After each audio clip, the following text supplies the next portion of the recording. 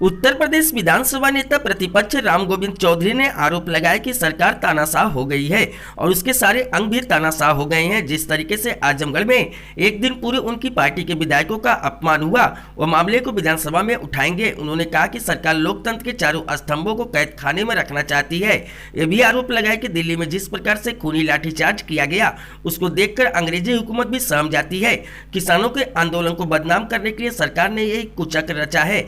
Azamgarh PWD डाक बंगले पर पहुंचे सपा के वरिष्ठ नेता राम गोविंद चौधरी ने कहा कि आजमगढ़ कलेक्ट्रेट पर जिस प्रकार से उनकी पार्टी के विधायकों, पूर्व विधायकों, वरिष्ठ नेताओं का अपमान हुआ, वो चुप नहीं बैठेंगे। उन्होंने प्रशासन के अधिकारियों से इंस्पेक्टर को दंडित करने की मांग की। कहा कि अगर वो ऐसा नहीं करते हैं तो मामले को आगे ले जाएंगे। मैं राम गोविंद चौधरी हूँ, विधानसभा में नेता प्रतिपक्ष हूँ। आप लोगों को कष्ट इसलिए दिया गया, मैंने दिया, इसके लिए क्षमा प्रार्थी भी हूँ। कि लगता है कि इस प्रदेश में लोकतंत्र समाप्त हो चुका है। अभिव्यक्ति की आजादी समाप्त कर दी गई। कल हमारे माननीय विधायकगण, पूर्व विधायकगण, पार्टी के वरिष्ठ नेतागण, अध्यक्ष जी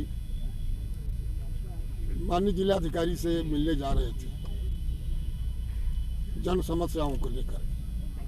किसान आंदोलन की समस्या, जो शहर में पटरी दुकानदारों को उजाड़ दिया गया है उसकी समस्या, कानून व्यवस्था की समस्या, और जो मतदाता सूची में प्रधानी के चुनाव में जो गड़बड़ियाँ हो रही हैं, इन सब बातों से अवगत कराने के लिए जो टाइम लेकर के जिलाधिकारी से मिलने जा रहे हैं।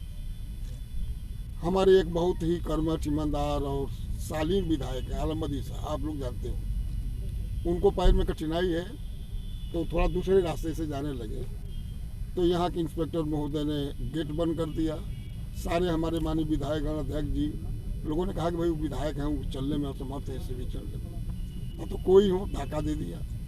और विधायक लोगों को भी ऐसी की तैसी, मैंने बहुत विधायक को देखा है। विधायक एक सम्मानित पद है, जनता चुनती है और विशेषाधिकार इनको मिला हुआ है। तो इस तरह का दुर्व्यवहार करना आलमबदी साहब के साथ और सारे मेरे विधायक गणों के साथ, ये बिल्कुल विशेषाधिकार हनन के अंदर में ही आता है। मैं मांग करता हूं, ये लोग धरने पर बैठ गए, उसके बाद जिलाधिकारी महोदय भी 4-5 घंटे नहीं आए। माननीय युवाओं के नेता, वर्तमान विधायक भाई संग्राम यादव जी ने हमसे फोन से बात की। मैं क्षेत्र में था तो हमने बात की कमिश्नर साहब से, तो उन्होंने कहा कि ठीक है, मैं बात करता हूँ। डीएम साहब से भी मेरी बात हुई कि भाई सम्मानित विधायक लोग आपके कंपाउंड में बैठे हैं। फिर थोड़ी देर में कमिश्नर साहब का फोन आया कि नहीं, माननीय विधायकगण जो साथ में पदाधिकारी है जो करता थे, डीएम साहब ने उन लोगों को उठवा दिया है धरना।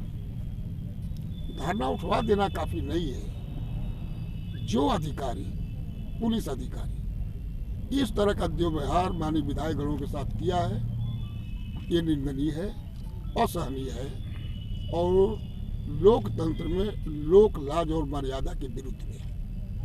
मैं मांग करता हूं जिलाधिकारी से भी, कमिश्नर साहब से भी, डीआईजी साहब से भी। अब चूंकि हमारा मंडल है, अब इन्हीं लोगों से मैं आग्रह कर रहा हूं कि माननीय विधायकों की प्रतिष्ठा को देखते हुए उस अधिकारी ने जो व्यवहार किया है वो तत्काल उनको दंडित करें। अगर नहीं करेंगे तो हम लोग आगे इस मामले को ले जाएंगे। इस तरह का मैं कहीं घटना, बलिया में पूरा ट्रैक्टर रैली निकली, कहीं कोई बाधा नहीं, कोई चूचा तक नहीं।